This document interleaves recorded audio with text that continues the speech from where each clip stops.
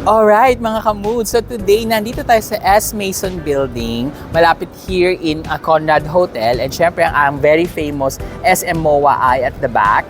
Okay, so this is the place or the building na pupuntahan natin in which we are going to eat in a famous Japanese restaurant. And maganda dito sa restaurant na to kasi guys, they don't use MSG. So masarap yung mga broth na mga ramen nila. So samahan ninyo ako para malaman nyo kung saan tayo pupunta for today. Okay?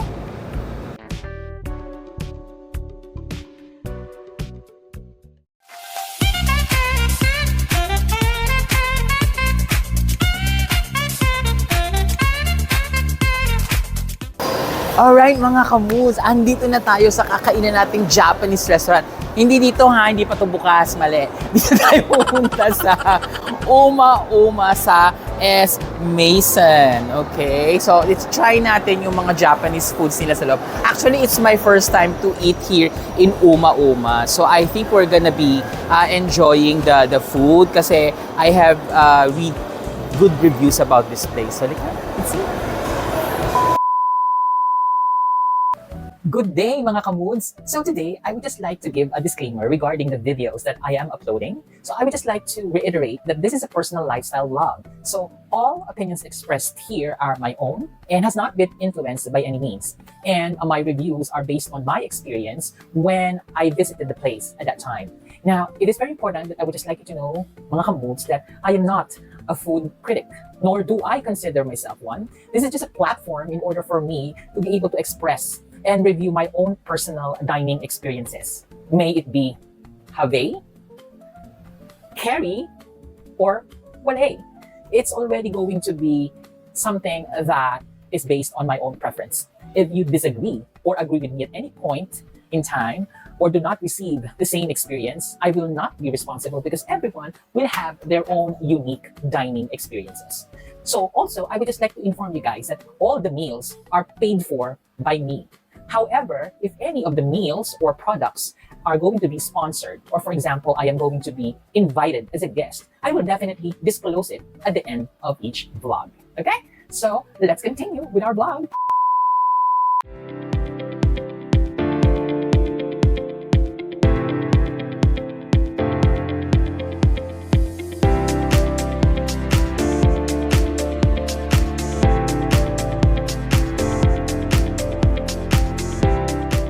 Let's proceed on our review for Uma Japanese Restaurant. So the place that I went to, yung Uma Japanese Restaurant, this is located in S. Mason near Conrad Hotel, which is also near in MOA. So when I went to that place, magandang interior ng Uma, hindi siya masikip. And then you can also see the kitchen kapag you are going to order the food. Kung gusto mo makita on how, kung paano nila piniprepare yung food mo, yun ang isang maganda doon kasi nakikita mo na it is really being done according to the standards that they set, which is for me, I like an open kitchen setup na nakikita mo kung anong ginagawa ng mga cooks, no? Para alam mo na kung may idea ka kung paano nila ginagawa yung food mo. And then also, they have a separate place. For example, kung gusto mo ng special events, meron ganun sa Uma. Pero kung wala naman, you can go to that place, to that specific place. Mas maganda kasi yung view doon. Makikita mo yung seaside view dun sa Mall of Asia from the window nila. And then, maganda pa dun sa place sa Uma is you will not have an issue when it comes to parking kasi malapit naman siya sa Mall of Asia. Kung gusto mo naman mag-commute, hindi naman siya mahirap puntahan. It is really very accessible. Kung gusto mong mag-grab, gusto mong mag-bus, gusto mong mag-angkas or whatsoever, it's really very easy. Hindi kayo mawawala. You can just search it on Google. It will guide you immediately on where to go. And then, maganda rin dito is nakita ko meron silang baby chairs. Kanya kung may makasama kayong mga bata, pwede mo silang iupo doon. They have a CR there, but I just noticed kasi that the CR there is just one. So, parehas lang yung CR ng girls and boys. So, yun lang mo yung napansin ko dun sa place. And based on what I see there, Sila yung magbibigay kong rating dyan. That would be Carrie. Carrie na. Hindi naman kasi siya super nag-meet ng expectation ko. Pero at least the basic amenities that you're looking for in the place, andun naman. Mga ka-modes, so tatawag na tayo ng waiter para makapag-order na tayo. Kuya, so we'll place an order na. Ayan. So kuya, ito yung mga o-orderin namin, no? So dito sa mga ramen nyo, ito ba yung ano? Ayan, isang uma-uma ramen. Sa mga spicy nyo, ito ba yung mabenta? Ayan, isang spicy chasu ramen. Tapos itong sa donburi rice bowl, yung katsudon. Mabenta ba ito sa inyo? Katsudon. Tapos yung one bite gyoza. And then yung okonomiyaki nyo kasi mabenta nito. Okonomiyaki. Tapos yung dito sa mga sushi, ito hihingan kita ng ng suggestion. Ano bang sa tingin mo yung masarap dito? Spicy salmon roll. Oh, ilang piraso to? 10 10 pieces. So sa 10 pieces na yun, ilang flavors yon? 3 flavors. Anong mga flavors yon? California roll, Tapos? roll, spicy salmon roll. O yun, sige, yun na lang, yung sushi platter. Tapos, yung ice lemon tea na decanter, siya ba yan? Ilan, good for 3 yan, kaya? Ay, 3. O sige, isang order nun. And then, order din kami nung ebi tempura. Yeah, I think we're good to go naman sa mga in-order natin. Sa mga dessert nyo, ito lang talaga. Ang vanilla ice cream lang available. O sige, hindi, okay na yun. I think we're good. And then if in case we need to have some additional, mga ilang minutes to? 10 to 15 minutes. 10 to 15 minutes. Pwedeng i-serve po muna sa amin kung ating drinks at saka kung ano muna yung pwedeng mauna ng mga appetizer ganun habang hinihintay namin yung mga kapar. Okay lang. Okay, sige, thank you. Okay. Let's go to the next criteria, which is all about the service. Ang gusto ko naman dito sa service, when I went inside the restaurant, I was greeted naman immediately. And then, for example, I chose like a specific area where I want to sit. Kapag hindi ako masaya and kung gusto ko lumipat, as long as hindi naman siya punuan, you still have available place to go to, i-allow ka naman nilang lumipat. And then, during the time when I'm placing an order, which is, I think nakita nyo this a video a while ago, di ba? They're giving us recommendation on what would be the best food selections, lalo na kung first time mo pumunta sa isang Japanese restaurant. So, silang masasabi ko dyan. Kasi even when I'm eating at that time, they're asking naman, how's the food? So, I feel naman that I was really taken care of. So, ang score na ibibigay ko sa Uma-Uma when it comes to their service is have a.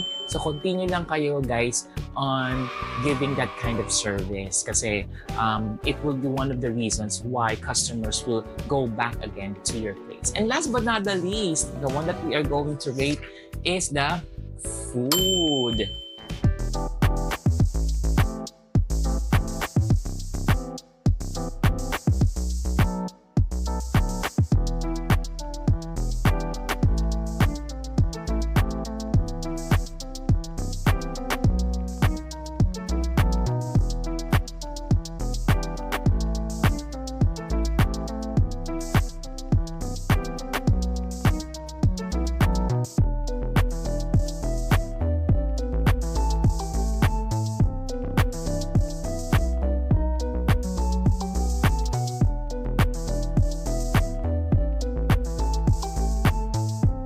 So ito na, di ba nagre-request kayo na sabi nyo, you want me to visit a Japanese restaurant. So ngayon, nandito tayo sa Uma-Uma Japanese Restaurant at ito na yung mga in-order natin, no?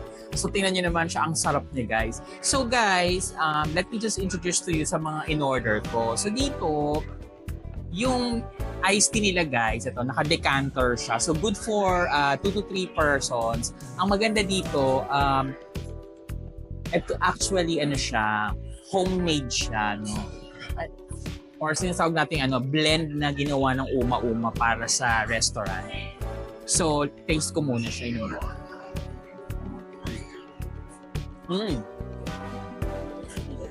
Okay. So, hindi siya yung usual taste ng iced tea na natitikman natin na medyo mas nangingibabaw yung sugar level niya. Pero ito, mild lang yung sweet taste niya. So, okay naman siya. Hindi naman siya nakakaumay inumin. So, I think it's good na partner dito sa mga dish na to. So, let's start first yung sa mga sides and appetizers natin. So dito guys, sa Uma Uma, meron sila dito tinatawag na one bite size na gyoza. So talaga pag tinignan mo siya, pang one bite lang talaga siya. Ganyan. So at least mga 10 pieces naman to. Kasi ako, among the sides in Japanese food, favorite ko talaga ang gyoza. So taste natin, no? Sagay natin konting pepper. Okay, let's taste. Let's eat.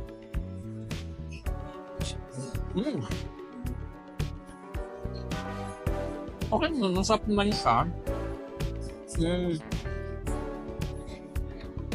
Nothing extra special, pero yun yung usual na gyoza na natitikman ko. Pero masarap siya technically. And then let's go to ito. Yung tempura nila. Ito guys, makita nyo yung tempura niya, ang laki. See that one? Diba?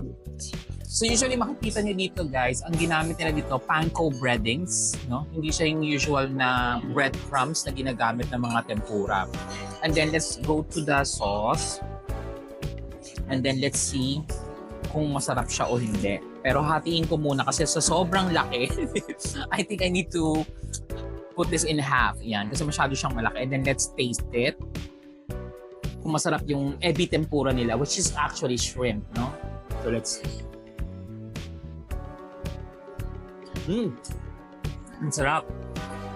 Mainit-init pa siya. Kahit na hinintay ko yung ibang mga food, mainit pa rin siya. At saka, very hefty yung servings niya, guys. Tingnan nyo, ang laki, oh. Diba? Hindi tinipid sa shrimp. This is really a good buy, actually. Masarap siya. And then, eto, taste natin yung okonomiyaki nila. So, okonomiyaki, dito, makikita nyo siya, parang pancake yung pagkakagawa ng okonomiyaki nila dito. Yan ang siya. And then may sauce to, may Japanese mayo. And then let's see yung mga ingredients niya. Let's see. Ang sarap. Masarap yung mayo at saka parang may pagka-barbecue yung flavor ng sauce niya. Okay naman siya. Although hindi naman ganun kadami yung vegetables kasi yung ibang okonomiyaki na titikman ko, marami talaga siyang veggies. Pero masarap naman yung lasa niya. Let's go to the sushi platter. Yan. So guys, dito sa Uma Uma, meron silang mga kamoods, meron silang kitag na sushi platter. So ito yung California roll, ito yung ebi tempura roll, ito naman yung salmon roll. Itong dalawang to medyo spicy kasi nakikita nyo yan, spicy mayo. While this one naman is Japanese mayo. Pero sa unang tingin pa lang dito, sa tingin ko ito yung magiging paborito ko. So let's taste yung kanilang California roll. Sarap.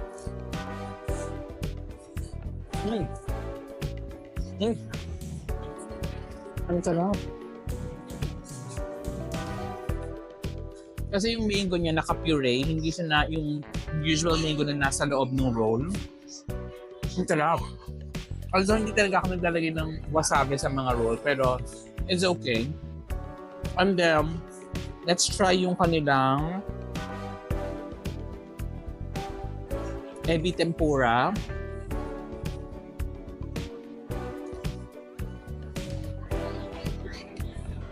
Oops.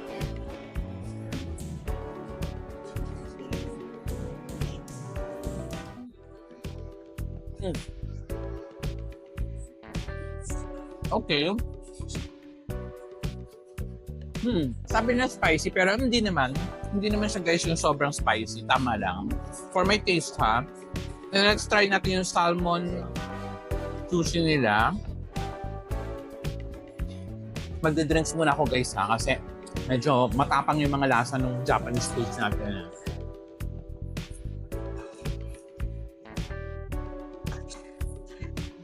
Okay. Try naman natin ito salmon nila. Ang sarap. Nalalasahan ko yung yung seafood flavor ng salmon. You can never really go wrong with salmon. Perfect. Now that we are done with the sushis, puntahan naman natin yung mga other food nila. Okay? So ito guys, ito yung katsudon rice bowl nila. So this is pork with onions, mapapansin mo siya. And then it has eggs on it as well. So makita nyo yan, rice yung ilalim. Ayun siya. So let's taste kung ano yung lasa ng katsudon rice bowl nila. Ako kasi fan talaga ako ng onions. Mahilig ako sa onions. So check natin kung ano yung lasa niya. Yan.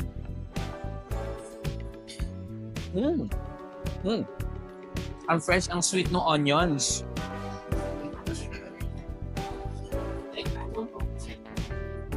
Nag-compliment siya sa lasa ng katsudon nila dito. Let's see the katsudon. Ito yung pinaka-pork niya. And then let's see. Sarap din siya. Sinulit ako na Ngayon guys, iti-taste natin yung mga kabuds, yung mga bestseller nila dito. Ito yung Uma Uma Ramen. Ito naman yung Char Siu Ramen. Okay? So, iti-taste ko muna itong Uma Uma Ramen nila. The Uma Uma Ramen guys, meron siyang egg, may spring onions, tapos ito, I think this is mushrooms, and then ito pork strips. Tikman natin yung broth niya. Ang sarap. Alam niyo ba guys, na here in Uma Uma, hindi sila gumagamit ng MSG. So what happened is sa broth nila, they slowly cook this, as in talagang pinakukuluan nila na matagal para ma-achieve nila yung broth taste nito. Ang sarap. And then let's taste the noodles. Nakita niyo yung style na noodle nila, di ba? Ayan, oo. Let's see kung mimix ko lang ng konti. Siyempre, yung itlog, favorite ko yan lalo na pag dalawa, guys.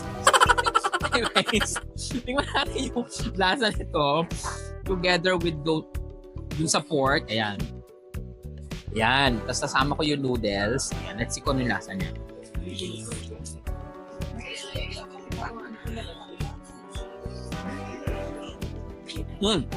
Sarap.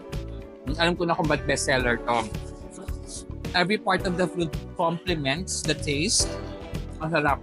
Ang umami niya, ang sarap ng flavor niya. If you're gonna go here, definitely I would suggest for you to try the Uma Uma Ramen. That is ito, yung Char Siu Ramen. Char Siu Ramen, parang parehas lang siya ng Uma Uma Ramen. The only difference is ito yung spicy version nila. Kasi kung ano yung nakikita nyo guys dito na ingredients, ito rin yung ingredients na makikita nyo dito. Makikita nyo lang, iba yung kulay ng broth kasi nga medyo mas spicy siya. So taste natin siya.